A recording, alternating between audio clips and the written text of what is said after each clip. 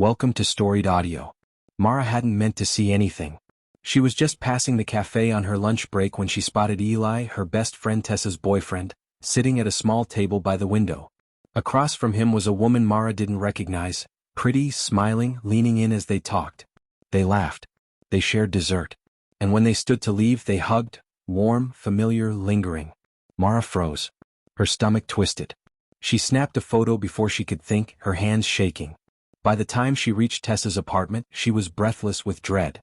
Tessa stared at the photo for a long time, her face draining of color. Then she crumpled, sobbing into Mara's arms. That night, heartbreak turned into fury.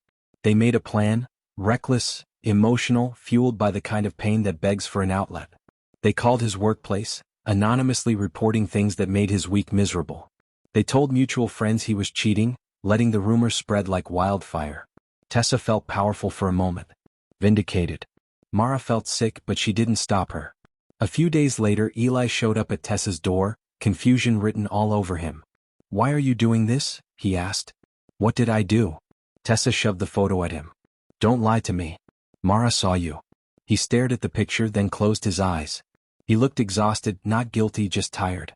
"It was my cousin," he said. "She was passing through town. We haven't seen each other in years." But the softness in his voice was gone. He was angry now, hurt in a way that left no room for repair. "I'm not going to fight for someone who thinks the worst of me," he said and walked away. He blocked her that night. Phone, social media, everything. Tessa refused to believe him. She sent the photo to his parents, demanding they know what their son had done. His mother replied within minutes. "Sweetheart, that's his cousin. She was visiting family. They grew up together. I'm sorry for the misunderstanding." The world seemed to tilt. Tessa's breath caught in her throat. Her hands went numb. She had ruined him. For nothing. She tried calling, texting, emailing. Every message bounced back. She even drove to his apartment, but he wouldn't open the door. Mara watched her unravel, guilt gnawing at her. She had wanted to protect her friend, but instead she had helped destroy something that wasn't hers to touch.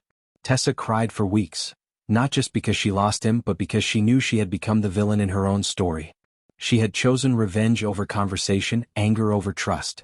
And Eli, he simply disappeared from her life, leaving behind a silence heavier than any goodbye.